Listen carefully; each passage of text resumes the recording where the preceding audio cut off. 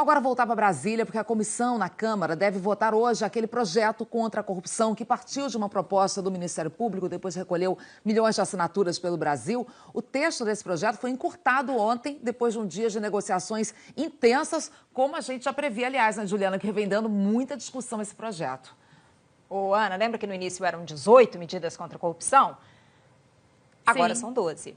Diminuiu. Agora são 12 novos acertos para que o relatório não fosse derrubado. Algumas propostas polêmicas, como a inclusão de juízes e promotores no crime de responsabilidade e a anistia para quem já cometeu o crime de Caixa 2, estão fora do texto.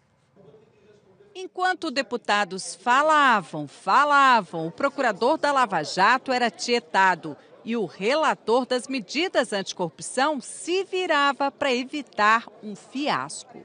Deixou a sessão e foi para a negociação. Ontem, 7 integrantes da comissão foram substituídos, votariam contra. Não posso aceitar uma manobra espúria dessa, uma manobra nas sombras realizada no último minuto. A democracia não aceita mais soluções nas sombras. Soluções que são tramadas nos gabinetes fora do microfone. Já era tarde da noite quando o relator voltou com um texto mais enxuto, acordado com diversos partidos. As 17 medidas caíram para 12. Foi mantida a criminalização do Caixa 2. Vira crime também o enriquecimento ilícito de servidores e políticos. E em casos de corrupção, quanto mais dinheiro desviado, maior a pena. E a criminalização do eleitor que vender o voto. E vieram 2 novidades. O chamado reportante do bem. A pessoa denuncia um caso de corrupção e pode ser recompensada com até 15% do valor devolvido. E o acordo de culpa, quando a pessoa confessa o crime, reconhece as provas e ajusta o tamanho da pena. A grande polêmica, o crime de responsabilidade para juízes, promotores e procuradores, ficou de fora.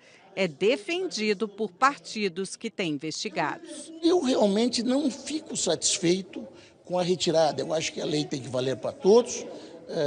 Penso que quem erra tem que ser responsabilizado. Para os procuradores, é uma tentativa de inibir as investigações. A minha maior preocupação é que a Lava Jato acabe sem que nós consigamos ter, como país, as transformações de que nós precisamos para que esses crimes todos que foram descobertos não se repitam. O relatório deve começar a ser discutido daqui a pouco. Se aprovado, ainda pode mudar no plenário, apesar do esforço do relator. A construção e o trabalho que eu tenho tido junto às lideranças, no sentido de que aquilo que nós aprovarmos aqui, por isso o sonho da unanimidade, não deve ser mexido no plenário. Eu espero que a gente consiga fazer isso.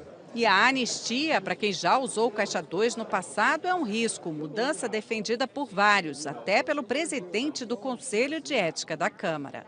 E parlamentares tentam também, em outra frente, limpar a própria cara. Os senadores aprovaram um pedido para acelerar a votação da lei que define os crimes de abuso de autoridade. O presidente do Senado, Renan Calheiros, já tinha marcado essa votação para o dia 6 de dezembro.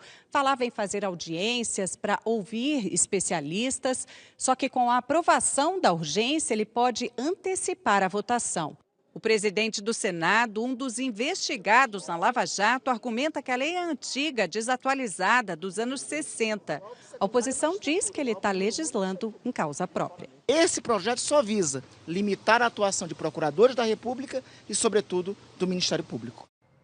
A retomada da sessão está marcada para daqui a pouco, 9 da manhã. Sobre a anistia de quem recebeu dinheiro de Caixa 2, existe sim um movimento de bastidor para que seja incluída na votação mais adiante no plenário da Câmara. Estamos atentos, Ana Chico. Pois é, tem que ficar atento mesmo, né? A sociedade quer que isso seja feito, que seja fiscalizado.